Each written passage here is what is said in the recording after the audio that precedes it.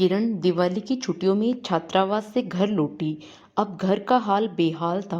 सब तरफ सामान बिखरा पड़ा था। घर में सफाई तथा रंग रोगन का महाअभियान चल रहा था। एक बार तो उसे यह भी समझ नहीं आया कि वह अपना सामान कहाँ रखे।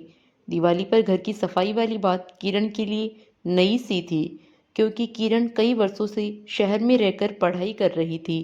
पढ़ाई की हानि नहीं हो इस कारण किरण दिवाली के दिन ही घर पहुंचती थी।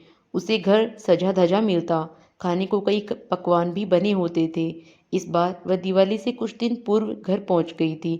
आ गई किरण, दादी ने कहा और अपने काम में जुट गई।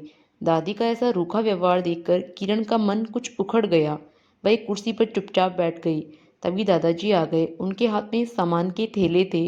उन्होंने किरण को देखा तो खुश होकर बोले, किरण तो यहाँ बैठी है, मैं इसे बस स्टैंड पर देखकर आया हूँ। लगता है ये पहले वाले बस स्टैंड पर उतरकर जल्दी से घर आ गई।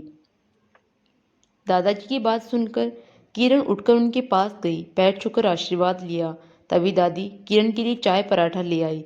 किरण को चाय के साथ दादी के हाथ का मसाला पराठा बहुत पसंद था। दादाजी की बातों ने किरण की मन स्थिति को ठीक कर दिया था।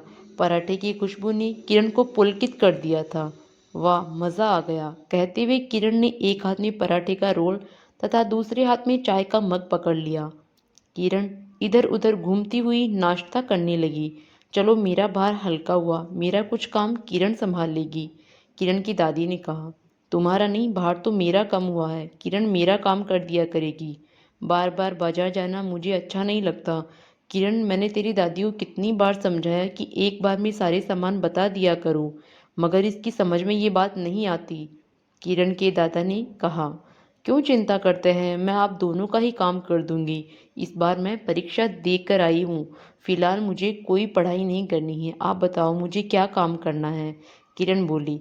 नाश्ता समाप्त कर किरण घर के काम में जुट गई। दिन भर दादा दादी के साथ मिलकर काम करवाती।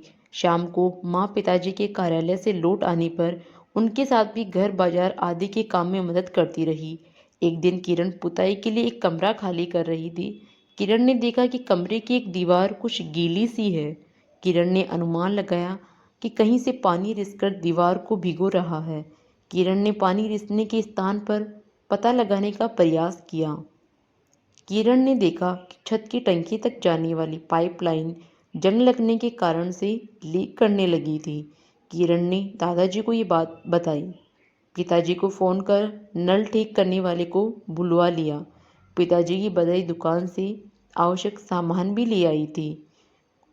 कुछ समय में पाइपलाइन ठीक हो गई। सब लोग पूरी ताकत से काम करने में लगे थे।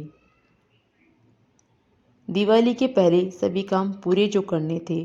धनतेरस को शेष रही खरीदारी भी कर ली गई।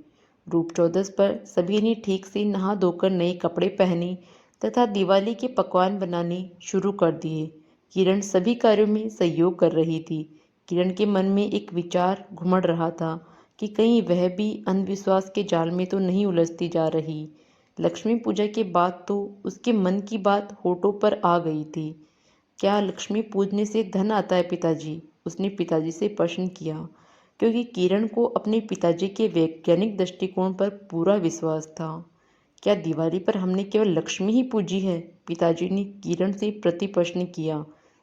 नहीं, बहुत सारे काम किए हैं। घर की पूरी सफाई की, टूट फूट की मरम्मत कराई, घर का सभी सामान सलीके से जमाया। किरण ने कहा, मनोवैज्ञानिक कहते हैं कि जिंदगी को सही रूप से जीने के लिए जरूरी है कि जीवन में उल्लास बना रहे, जीने की इच्छा बनी रहे। दिवाली यही कार्य करती है।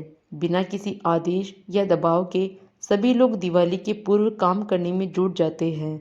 इससे घर, व्यवसाय आदि सभी व्यवस्थित हो जाते हैं। इसका लाभ तो मिलता ही है, किरण के पिताजी ने कहा। यह बात तो है, किरण बोली। भारत कृषि प्रधान देश है। दिवाली पर किसान फसल काटकर घर लाते हैं।